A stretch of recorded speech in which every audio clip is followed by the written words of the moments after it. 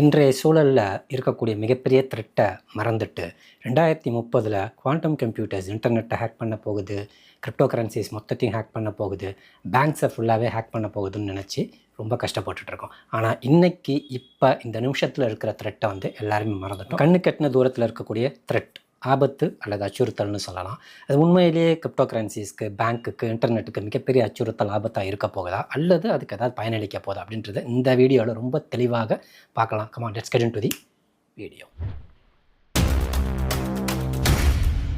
Windows, Linux, Unix, Android, Mac OS இதெல்லாமே பார்த்திங்கன்னா ஒரு ஆப்ரேட்டிங் சிஸ்டம். இதே மாதிரி ஆப்ரேட்டிங் சிஸ்டம் ஒன்று இருந்தது, ரொம்ப இப்போயும் இருக்குது. ரொம்ப ஃபேமஸான ஒரு ஆப்ரேட்டிங் சிஸ்டம், ரொம்ப செக்யூரான ஆப்ரேட்டிங் சிஸ்டம்னு சொல்லுவோம். அந்த ஆப்ரேட்டிங் சிஸ்டமுக்கு பேர் ஓப்பன் பிஎஸ்டி. இந்த ஓப்பன் பிஎஸ்டியை உருவாக்கி இப்போ 27 வருஷம் ஆயிடுச்சு. இந்த 27 வருஷத்துக்கு அப்புறமா இப்போது ஒரு பர்டிகுலர் ஏஐ அதுக்குள்ளே இருக்கக்கூடிய மிக முக்கியமான கிரிட்டிக்கல் பக் அல்லது கிரிட்டிக்கல் எரரை கண்டுபிடிச்சிருக்காங்க. ஸோ அந்த பர்டிகுலர் எரர் என்ன பண்ணணும்னு பார்த்தீங்கன்னா, அந்த ஆப்ரேட்டிங் சிஸ்டத்தை நிலைகுலைய செய்ய போகுது. ஃபார் எக்ஸாம்பிள், ஒரு இடத்துலேருந்து இன்னொரு இடத்துக்கு டேட்டா ட்ரான்ஸ்ஃபர் பண்ணும்போதும் அப்போ அந்த டேட்டாவை லீக் பண்ணி விடக்கூடிய ஒரு சின்ன பக் எதுக்குள்ளே இருந்துச்சுன்னு பார்த்தீங்கன்னா, அந்த பர்டிகுலர் ஆப்ரேட்டிங் சிஸ்டம் ஓப்பன் பிஎஸ்டிக்குள்ளே. இந்த ஓப்பன் பிஎஸ்டிக்குள்ளே ஆடிட் பண்ணுறதுக்கு நிறைய ஹியூமன்ஸ் ஆடிட் பண்ணியிருக்காங்க, மேனுவல் ஆடிட்டிங் நடந்திருக்கு, நிறைய சிஸ்டம் பேஸ் பண்ணி ஆடிட் பண்ணியிருக்காங்க. குவாலிட்டி கண்ட்ரோல் 27 வருஷமாக கண்டுபிடிக்க முடியாத ஒன்றை ஒரு பர்டிகுலர் ஏஐ ஒரே நாளில், ஒரு நாள் கூட கிடையாது, ஒரே ஒரு மதியத்துக்குள்ளார வெறும் $50 செலவில் கண்டுபிடிச்சி எடுத்து கொடுத்துருது. ஸோ இதுதான் நான் சொன்ன அந்த மிகப்பெரிய ஒரு டேஞ்சர் அல்லது மிகப்பெரிய ஆபத்து அல்லது மிகப்பெரிய அச்சுறுத்தல். ஸோ ஏஐ என்ன பண்ண போகுதுன்னு பார்த்திங்கன்னா, நம்ம வார வழியாக, அதாவது எப்போவுமே ரொம்ப ஸ்டப்பர்னானது, ரொம்ப செக்யூர்டானது, ரொம்ப ஆத்தன்டிக்கானது அப்படின்னு சொல்லிகிட்டு இருக்கக்கூடிய கூகுள், ஃபேஸ்புக்கு, மைக்ரோசாஃப்ட்டு இது மாதிரி மிகப்பெரிய நிறுவனங்களுக்குள்ளே இருக்கக்கூடிய சாஃப்ட்வேர்ஸ், அது உள்ளே இருக்கக்கூடிய அப்ளிகேஷன்ஸ்குள்ளே இருக்கிற பக்ஸை கண்டுபிடிச்சி போகுது. இதனால் நமக்கு என்ன, பக்ஸை கண்டுபிடிச்சதுன்னா ஏஐ கண்டுபிடிக்கும். அதனால் என்னென்னா, இந்த கண்டுபிடிக்கிறது கம்பெனிக்காரங்க கண்டுபிடிச்சா அந்த ஓட்டையை அடைச்சிடுவாங்க, பேட்ச் பண்ணி விட்டுருவாங்க. இதே ஒரு பேட் ஆக்டர், ஒரு தீவிரவாதி அல்லது ஒரு ஹேக்கர்கிட்ட போய் கிடச்சிதுன்னு சொன்னால் ஆட்டோமேட்டிக்காக என்ன பண்ண முடியும்னு சொன்னால், மொத்தமாக எல்லாத்தையுமே என்ன பண்ண முடியும், எடுக்க முடியும். இதை கண்டுபிடிச்சது எதுன்னு பார்த்திங்கன்னா கிளாடுன்றது உங்களுக்கு தெரியும், ஆந்த்ராபிக் அப்படின்ற ஒரு கம்பெனியோட ஏஐ. இந்த ஏஐ மித்தோஸ் அப்படின்னு ஒரு அப்கிரேடை விட்டுருக்காங்க. இதுக்கு பின்னாடி நிறைய அப்கிரேட் இருந்தது. சோனெட் இருந்தது, அப்புறமா ஒப்பல் இருந்தது, ஒப்பஸ். அதுக்கப்புறம் பார்த்திங்கன்னா இப்போ மித்தோஸ், அப்புறம் ஃபேபிள் ஃபைன்னு சொல்லிட்டு கொஞ்சம் ஃப்ரீயாகவே கொஞ்சம் கொடுக்குறாங்க, ரொம்ப சீப்பாக. இந்த ஓப்பன் பிஎஸ்டிக்குள்ளே இருக்கக்கூடிய இந்த மிகப்பெரிய ஃப்ளாவை கண்டுபிடிச்சிருக்கு. இதை 30 வருஷம் கண்டுபிடிக்க முடியாத ஒரு ஓட்டையை ஜஸ்ட் ஒரு அரை நாளில் கண்டுபிடிக்குதுன்னு சொன்னால், நம்ம கிரிப்டோ கரன்சிஸில், பேங்கிங்கில், வெப்சைட்ஸில் இதெல்லாம் எவ்வளோ ஓட்டைகள் இருக்கும், அதெல்லாம் ஸ்பிளிட் செகண்ட்ஸில் என்ன பண்ணிவிடும், அது கண்டுபிடிச்சிடும். அப்படி கண்டுபிடிக்கிறது அதே கம்பெனிக்காரங்க கண்டுபிடிச்சாங்கன்னா பிரச்சனை கிடையாது. ஒரு ஹேக்கரோ அல்லது ஒரு இன்ட்ரூடரோ கண்டுபிடிச்சா பெரிய பிரச்சனைகளுக்கு உள்ளாக்கப்படுவோம். Zcash, ZEC அப்படின்னு ஒரு ப்ரைவசி காயின் இருக்குது. இதை பற்றி நான் ஏற்கனவே ஒரு வீடியோ பேசியிருக்கேன், பார்க்காதவங்க டிஸ்கிரிப்ஷனில் லிங்க் தர பார்த்துக்கோங்க. ஆக்சுவலாக அது ஒரு 6-7 நாளைக்கு முன்னாடி பார்த்திங்கன்னா 45% சரிவு சந்திச்சிச்சு. இந்த சரிவுக்கு என்ன காரணம் சொன்னாங்கன்னா, கிளாட் அதுக்குள்ளே இருக்கக்கூடிய மிக முக்கியமான ஒரு பக்கை எக்ஸ்ப்ளாய்ட் பண்ணி உள்ளுக்குள்ளே காயின்ஸை மின் பண்ணி வித்துருச்சு அப்படின்னு சொல்லி மக்கள் மத்தியில் பேனிக் வந்ததுனால டோட்டலாக என்ன ஆச்சுன்னா அந்த ப்ரைஸ் ரொம்ப கீழே வந்துருச்சு. ஆக்சுவலாக அதுக்குள்ளே என்ன நடந்துச்சுன்றதை பார்ப்போம். டெய்லர் ஹார்ன்ஸ்பை அப்படின்னு ஒரு செக்யூரிட்டி இன்ஜினியர், அவர் என்ன பண்ணார்னா, அவர் சுயமாக ஷீல்டட் லேப்ஸ்னு ஒரு கம்பெனியோட சேர்ந்து, அது Zcash நிர்ணயித்த, அது நியமித்த ஒரு கம்பெனி. அந்த கம்பெனியும் சேர்ந்து கிளாடை அணுகியிருக்காங்க. கிளாட் என்ன பண்ணியிருக்காங்கன்னா, அவங்களுடைய பழைய வெர்ஷன் இந்த சென்ஸ் இப்போ இருக்கிற மித்தோஸ் இப்போ தான் ரிலீஸ் ஆகுது. அதுக்கு முன்னாடி இருக்க வெர்ஷன்லாம் பார்த்திங்கன்னா ஒப்பஸ் 4.8 வெர்ஷன், இப்போது 5.0 வருது, அது 4.8 வெர்ஷன். அந்த வெர்ஷனை வச்சு என்ன பண்ண, இதுக்குள்ளே ஏதாவது பக்ஸ் எதுவும் இருக்கா, உள்ளுக்குள்ளே ஏதாவது எக்ஸ்ப்ளாய்ட் பண்ணுற மாதிரி ஏதாவது கோடு இருக்கான்றதை கண்டுபிடிக்க சொல்லி அவங்கள்ட்ட கொடுத்துருக்காங்க. அது ஒரு நாள் ஃபுல்லாக அந்த கோடு ஃபுல்லாக தேடி இருக்குது. அதில் 5 வருஷமாக மனுஷனால் கண்டுபிடிக்க முடியல, ஆடிட்டிங் பண்ண கம்பெனிஸ் எந்த கம்பெனியால் கண்டுபிடிக்க முடியல, கிளாடு கண்டுபிடிக்குதான்றதுக்காக செக் பண்ணுறதுக்காக பண்ணியிருக்காங்க. அப்படி இருக்கும்போது ஈஸியாக என்ன பண்ணியிருக்குன்னா, அது ஒரு விஷயத்தை கண்டுபிடிச்சிச்சு. ஆக்சுவலி ப்ரைவசி காயின்றது என்ன பார்த்தீங்கன்னா, யார் அனுப்புனா, எங்கே அனுப்புனாங்க, எவ்வளோ அனுப்புனாங்கன்றது, எவ்வளோ இருக்குது அப்படின்றது யாருக்குமே தெரியாது. இதுதான் ப்ரைவசி காயின். இது ஒரு ப்ளஸ்ன்னு சொல்லலாம், இது சில மைனஸாகவும் இருக்கும்.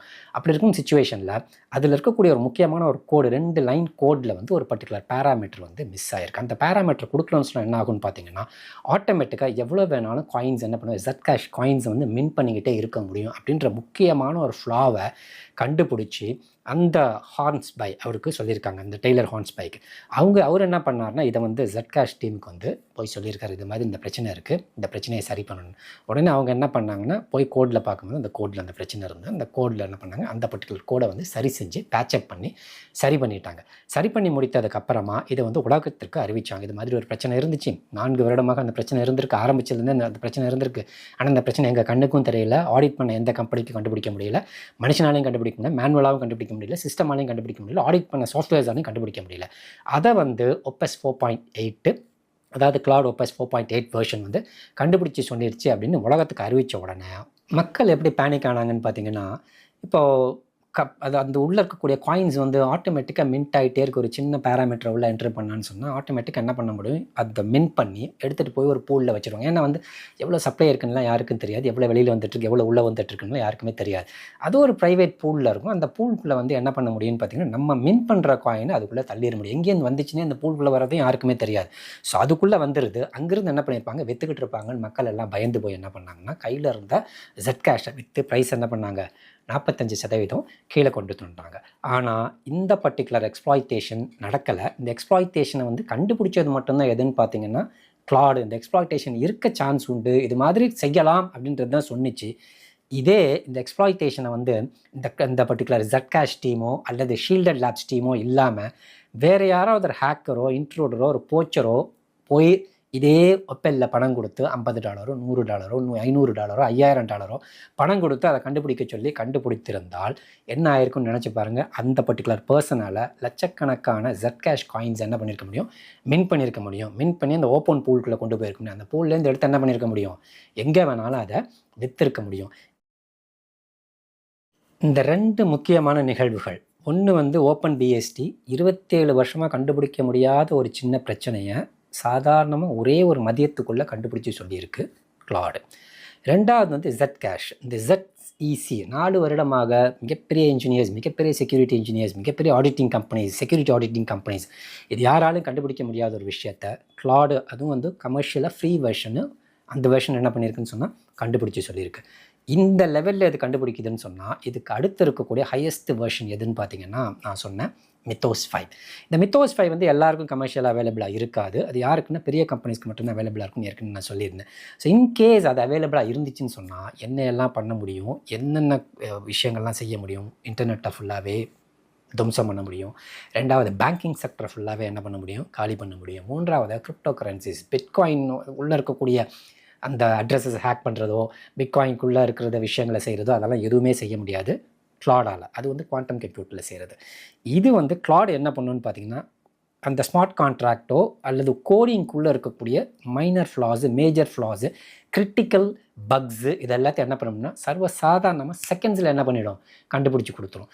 இதுதான் நம்ம கண்ணு முடி இருக்கக்கூடிய மிகப்பெரிய ஆபத்து. இப்போ ஃபார் எக்ஸாம்பிள் இப்போ கிளாடுக்கிட்ட கொடுக்குறதா இருந்தால் ஒரு செகண்டுக்கு வந்து 1,00,000 செயின்ஸ் அல்லது 1,00,000 smart contracts, 1,00,000 lines of codes என்ன பண்ணணும்னா ஸ்கேன் பண்ணும். அப்படி ஸ்கேன் பண்ணிவிட்டு அதை ஆட்டோமேட் பண்ணும். ஆட்டோமேட் பண்ணி டெஸ்ட் பண்ணி பார்க்கும். டெஸ்ட் பண்ணும்போது எப்படி டெஸ்ட் பண்ணோம்னா, இப்படி இருந்தால் இது நடந்தால் இது நடக்கும், இது நடந்தால் அது நடக்கும்னு சொல்லிட்டு அந்த சிமுலேஷன் டெஸ்ட்டை வந்து உள்ளே பண்ணிவிட்டு ஆட்டோமேட்டிக்காக ரிசல்ட்ஸ் என்ன பண்ணணும்னா, இந்த விஷயங்கள்லாம் இதில் செய்ய முடியும், இந்த விஷயங்கள்லாம் செஞ்சோம்னு சொன்னால் இது பாதகமாக இருக்கும், இது சாதகமாக இருக்கும், எல்லாத்தையுமே என்ன பண்ணிவிடும், தெளிவாக கொடுத்துரும். அது நல்லவங்க கையில் போச்சு, கம்பெனிக்காரங்க கையில் போச்சு, அந்த particular crypto currency company owners கிட்டயோ அந்த ஃபவுண்டர்ஸ் கிட்டயோ டீம் கிட்டயோ போச்சுன்னா பிரச்சனை இல்லை. அதை மறைச்சி, அதாவது மறைச்சுன்னா அதை பூசி பேட்சப் பண்ணி அதை சரி செய்வாங்க. இப்படி இந்த விஷயங்கள்லாம் ஒரு ஹேக்கர் கிட்டயோ இன்ட்ரூடர் கிட்டயோ போச்சுன்னு சொன்னால் ஆட்டோமேட்டிக்காக அந்த செயினோ அந்த கிரிப்டோ கரன்சியோ மொத்தமாக என்ன பண்ணிட முடியும், அவங்க கண்ட்ரோலுக்கு எடுத்து டோட்டலாக காலி பண்ணிட முடியும். இதுதான் மிகப்பெரிய ஆபத்து, நம்மளை சூழ்ந்திருக்கக்கூடிய ஆபத்து. அடுத்து 2030 வந்து குவாண்டம் வந்து மிகப்பெரிய ஆபத்துன்னு பேசிகிட்டு இருக்கோம். அது ஆபத்து கிடையாது. இப்போ ப்ரெசண்ட்டாக இருக்கக்கூடிய ஆபத்து இதுதான். மறுபடியும் சொல்கிறேன், கிளாட்னால, அதாவது எலிப்டிக்கல் கர்வ் அந்த பர்டிகுலர் அல்காரிதம் அல்லது SHA-256 அல்காரிதம் அல்லது RSA, இதையெல்லாம் எதையும் என்ன பண்ண முடியாது, ஹேக் பண்ண முடியாது. ஆனால் அதில் என்ன பண்ண முடியும்னு பார்த்தீங்கன்னா, DeFi ப்ரோட்டோகால்குள்ளே இருக்கக்கூடிய ஸ்மார்ட் கான்ட்ராக்ட்குள்ளே இருக்கக்கூடிய அந்த கோட் வல்னரபிலிட்டியை கண்டுபிடிச்சிட முடியும். ஒன்ஸ் இது வல்னரபிள்னு கண்டுபிடிச்சிருச்சுன்னு சொன்னால் ஆட்டோமேட்டிக்காக அது உள்ளே இருக்கக்கூடிய விஷயங்கள் எல்லாத்தையும் மொத்தமாக என்ன பண்ண முடியும், எடுத்துட முடியும். DeFiன்னு சொன்னாலும் நமக்கு நல்லா தெரியும், வேலெட்ஸு, அதே மாதிரியே லோன் ப்ரொவைட் பண்ணுறது, அதே மாதிரியே பாரோயிங்கு, லெண்டிங்கு, ஸோ பர்ச்சேசிங் எல்லாம் டீசென்ட்ரலைஸ் எக்ஸ்சேஞ்சில் பர்ச்சேஸ் பண்ணுறது. ஸோ இதுதான் வந்து எங்கே அதே மாதிரி லிக்விடிட்டி ப்ரொவைட் பண்ணுறது. இதெல்லாம் தான் எங்கே வரும்னு பார்த்தீங்கன்னா டிஃபை செக்டருக்குள்ளே வரும். இந்த டிஃபை செக்டர்னு சொன்னாலும் எல்லாமே ஆட்டோமேட்டிக்காக நடக்கும். எல்லாமே எப்படி இருக்கும், ஒரு ஸ்மார்ட் கான்ட்ராக்ட் மூலமாக நடக்கும். அந்த ஸ்மார்ட் கான்ட்ராக்ட்குள்ளே கோடுக்குள்ளே இருக்கக்கூடிய அந்த வல்னரபிலிட்டியை எது கண்டுபிடிச்சிடும்னு பார்த்தீங்கன்னா இந்த கிளாடு கண்டுபிடிச்சிடும். அப்படி கண்டுபிடிச்சிருச்சுன்னு சொன்னால் மொத்த டிஃபை என்ன பண்ணணும்னா கொஞ்சம் கொஞ்சமாக அரித்து காலி பண்ணி விட்ரும். ஸோ ஆபத்துன்னு ஒன்று எங்கன்னு பார்த்தீங்கன்னா பிளாக் செயினுக்கு கிடையாது, கிரிப்டோ கரன்சிஸ்க்கு கிடையாது. கிரிப்டோ கரன்சிக்குள்ளே இருக்கக்கூடிய டிஃபை செக்டருக்கு. இப்போ டிஃபை செக்டர்னு சொன்னால் நமக்கும் தான் அது ஆபத்து. நமக்கு எப்படி ஆபத்துன்னு பார்த்தீங்கன்னா நம்ம வச்சிருக்க வேலட், ட்ரஸ்ட் வேலட்டாக இருக்கலாம், மெட்டாமாஸ்காக இருக்கலாம், எனி வேலட், எந்த வேலட்டாக இருந்தாலும் அந்த வேலட்டுக்கு எல்லாமே ஆபத்து. ஸோ இந்த ஆபத்தில் நம்மளை நம்ம எப்படி தற்காத்து கொள்வது, இது வந்து ரொம்ப சிம்பிள். ஃபார் எக்ஸாம்பிள் டிஃபைக்குள்ளே வந்து ஏதாவது நீங்கள் செய்யணும்னு சொன்னால் கண்டிப்பாக நீங்கள் என்ன கொடுக்கணும், சில பெர்மிஷன்ஸ் கொடுக்கணும், சில அப்ரூவல்ஸ் கொடுக்கணும். அந்த பர்டிகுலர் ஒரு பர்டிகுலர் ஆப்புக்கு, டீசென்ட்ரலைஸ் ஆப்புக்கு அல்லது ஸ்மார்ட் கான்ட்ராக்ட்டுக்கு நீங்கள் அப்ரூவல் கொடுப்பீங்க. இதுக்கு வந்து நான் வந்து அப்ரூவல் தரேன், நீங்கள் என்ன பண்ணலான்னா இந்த பணத்தை இவ்வளோ நாளைக்கு இவ்வளோ நேரத்துக்கு இந்த நேரத்தில் நீங்கள் எடுத்து செலவு பண்ணிக்கலாம், அல்லது எடுத்து நீங்கள் என்ன பண்ணால் லிக்விடிட்டி ப்ரொவைட் பண்ணலாம், அல்லது இதை வந்து ட்ரான்ஸ்ஃபர் பண்ணுறதுக்கோ ஸ்வாப் பண்ணுறதுக்கோ இங்கிருந்து இந்த கேஸ் பீஸை நீங்கள் எடுத்துக்கலாம். நீங்கள் அப்ரூவல் கொடுத்தா தான் நடக்கும். அப்படி இந்த அப்ரூவல் கொடுத்துட்டு நம்ம அதுக்கப்புறம் என்ன பண்ணுறதில்ல, அதை போய் பார்க்குறதுல அந்த அப்ரூவல் அந்த பர்டிகுலர் செயினில் என்ன இருக்கும்னா அப்படியே இருக்கும் இந்த பெர்மிஷன். அந்த பெர்மிஷனை அப்படி இருந்துச்சுன்னு சொன்னால் ஆட்டோமேட்டிக்காக எது கண்டுபிடிச்சிடும்னு சொன்னால் இந்த கிளாடு கண்டுபிடிச்சிடும். அப்படி கண்டுபிடிக்குமா அந்த பழைய பெர்மிஷன்ஸ் உங்களுக்கு நீங்கள் கொடுத்த பழைய பெர்மிஷன்ஸை வச்சு உங்களுடைய வேலெட்குள்ளே வந்து மொத்தத்தையும் என்ன பண்ண முடியாதால் எடுத்துகிட்டு போயிட முடியும். அதனால் நீங்கள் பண்ண வேண்டியது ஒன்றே ஒன்று தான், அந்த பெர்மிஷன்ஸ் எல்லாம் ரிவோக் பண்ணுங்கள். எல்லாத்தையும் என்ன பண்ணுங்கன்னா ட்ராஷ் பண்ணுங்கள், எல்லாத்தையும் என்ன பண்ணுங்கன்னா ரிமூவ் பண்ணிவிடுங்க. இதுதான் நம்ம பண்ண வேண்டியது. மெட்டாமாஸ்கில் அந்த பெர்மிஷன்ஸ் எடுக்கிறதுக்கான ஆப்ஷன்ஸ் இருக்குது, ட்ரஸ்ட் வாலெட்டில் பெர்மிஷன்ஸ் எடுக்கிறதுக்கான ஆப்ஷன்ஸ் இருக்குது. ஏற்கனவே இருக்க பெர்மிஷன்ஸை ரிவோக் பண்ணுறது அல்லது வந்து அதை வந்து டெலீட் பண்ணுறது, அந்த பெர்மிஷன்ஸை அந்த பர்டிகுலர் விஷயம், ஏதாவது அந்த செயினுக்கு பெர்மிஷன் கொடுத்துருப்போம், அல்லது ஒரு ஸ்மார்ட் கான்ட்ராக்ட்டுக்கு பெர்மிஷன் கொடுத்துருப்போம், டி ஆப்புக்கு பெர்மிஷன் கொடுத்துருப்போம். அந்த பெர்மிஷன்ஸ் எல்லாம் ரிமூவ் பண்ணி ரிவோக் பண்ணுறதுக்கு சில வழிமுறைகள் மெட்டாமாஸ்கில் இருக்குது. நீங்கள் மெட்டாமாஸ்கில் உள்ளே போய் பார்த்தீங்கன்னாலே அதுக்குள்ளேயே இருக்கும். அதை நீங்கள் என்ன பண்ணிடணும், கண்டிப்பாக ஒவ்வொரு வேலெட்லையும் நீங்கள் இருக்கிற வேலெட்ஸில் மொத்தமாக கிளியராக வச்சுக்கோங்க. எப்போ தேவையோ அப்போ மட்டும் அந்த பெர்மிஷனை யூஸ் பண்ணிவிட்டு அந்த பெர்மிஷனை உடனே என்ன பண்ணிவிடுங்க, ரிமூவ் பண்ணிட்டீங்கன்னு சொன்னால் you will be very very safe.